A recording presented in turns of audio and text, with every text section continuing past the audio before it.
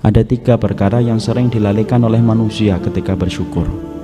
Apa itu 3 perkara yang sering banget dilalaikan oleh manusia ketika mereka bersyukur kepada Allah? Yang pertama, bahwasanya syukur itu yang paling pokok dan yang paling penting bertambahnya ketaatan. Banyak orang yang mereka itu mengartikan bahwasanya syukur hanyalah mengadakan tasyakuran. Makanya kita sering berkomentar, kalau kita mendapati sahabat kita mendapatkan kelapangan materi, kita komentar, tasyakurunya kapan? Kita menganggap bahwasanya tasyakuran itu merupakan identik dengan rasa syukur kita kepada Allah. Salah. Tetapi sesungguhnya syukur itu yang paling pokok dan paling puncak, yaitu ketika seorang hamba merubah setiap kenikmatan menjadi ketaatan di jalan Allah. Sering sekali saya mengulang-ulang sebuah perkataan salafus salih, kullu nikmatin la tuqarribu minallahi fahiya baliyatun. Setiap kenikmatan yang tidak menambah ketaatan kita di jalan Allah, maka kenikmatan itu berubah menjadi musibah. Ini yang pertama. Berarti orang yang menepuk dada ketika mengatakan dirinya bersyukur tetapi tidak bertambah ketaatan dan ibadah yang dia kerjakan, berarti dusta di dalam ucapan syukur yang dia basahi di lisannya. Yang kedua yang sering dilalaikan di dalam kita bersyukur, ayo kita ambil sebuah kaidah riwayat yang dikatakan oleh Imam Ibnu Abbas di dalam salah satu kitab yang dinukil oleh Imam Adz-Dzahabi dalam kitab Al-Kabair bab uququl walidain. Imam Ibnu Abbas berkata, sesungguhnya syukurnya manusia kepada Allah tidak akan pernah diterima oleh Allah sampai dia berterima kasih terlebih dahulu kepada orang tuanya. Jadi kalau antum mengatakan diri antum bersyukur kepada Allah, tetapi orang tua antum menangis, sedih, memikirkan tentang ulah antum dan muamalah antum yang tidak berbuat baik kepada mereka, Allah tidak akan pernah membuka pintu langit menerima syukurmu sebagai seorang hamba sampai orang tua kita betul-betul ridha dengan muamalah kita dan sikap kita membalas setiap kebaikan orang tua kita. Air susu ibu harus dibalas dengan kebaikan. Sesungguhnya setiap peluh dan keringat yang pernah menetes di peluh di pundaknya orang tua kita harus dibalas. Karena itulah yang akan menjadikan syukur kita kepada Allah diterima oleh Allah, yaitu adalah ketika kita berterima kasih kepada orang tua kita.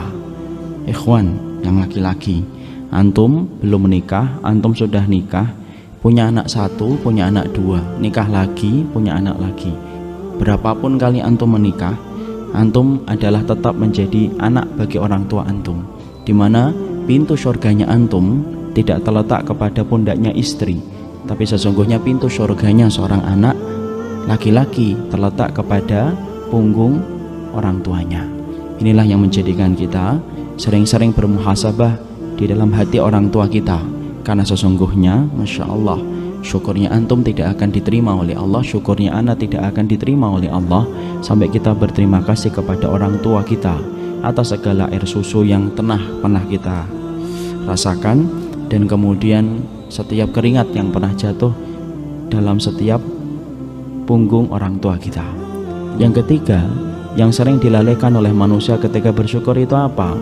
Yaitu adalah mereka sering melalaikan bagaimana di dalam bersyukur kepada Allah untuk berterima kasih kepada orang tua, berterima kasih kepada orang yang pernah berbuat baik kepada mereka. Karena parameter diterimanya amalan kita di dalam bersyukur sampai kita berterima kasih kepada orang-orang yang pernah berbuat baik sama kita. Tidak percaya? Mari kita perhatikan apa yang dikatakan oleh Rasulullah dalam satu riwayat dari Imam Ahmad dari Abu Hurairah. Man lam yashkurin nas lam yashkurillah. Siapapun yang tidak pernah berterima kasih kepada manusia yang telah berbuat baik kepada mereka, lam yashkurillah, maka dia tidak akan pernah mampu bersyukur kepada Allah. Makanya perhatikan siapa orang yang pernah menitipkan kebaikan sama antum, balas kebaikan mereka. Kalau antum tidak punya harta untuk membalas kebaikan mereka, panjangkan lidah antum untuk mendoakan mereka, panjangkan tangan kita untuk memeluk mereka dengan kebaikan. Karena parameter syukurnya kita diterima oleh Allah ketika kita berterima kasih kepada setiap orang yang pernah berbuat baik kepada kita, orang yang pernah menitipkan kebaikan untuk kita. Ikhwan, saya menasihati kepada diri anak sendiri dan menasihati kepada antum yang saya cintai semata-mata karena Allah. Jadilah antum sebagaimana sungai ketika berbicara tentang manfaat yang kita berikan. Sungai Masya Allah, kalau kita bicara tentang sungai, setiap orang itu mengambil manfaat dari sungai itu gampang. Mau renang tinggal nyebur, mau memakai air tinggal nyeduk. Kemudian ketika mau apapun maka kemudian gampang. Kenapa? Jadilah antum di dalam menebarkan manfaat sebagaimana sungai. Tidak perlu bersusah payah orang untuk mengambil manfaat dari sungai itu. Jangan menjadi kayak sumur. Sumur itu kalau ingin diambil manfaatnya itu susah, harus pakai timba, harus pakai tali, harus pakai jet pump. Makanya jadilah kita orang yang mampu membalas setiap kebaikan saudara kita dengan kita senantiasa selayaknya sungai bagi orang lain, di mana mereka mudah mengambil manfaat dalam hidup kita.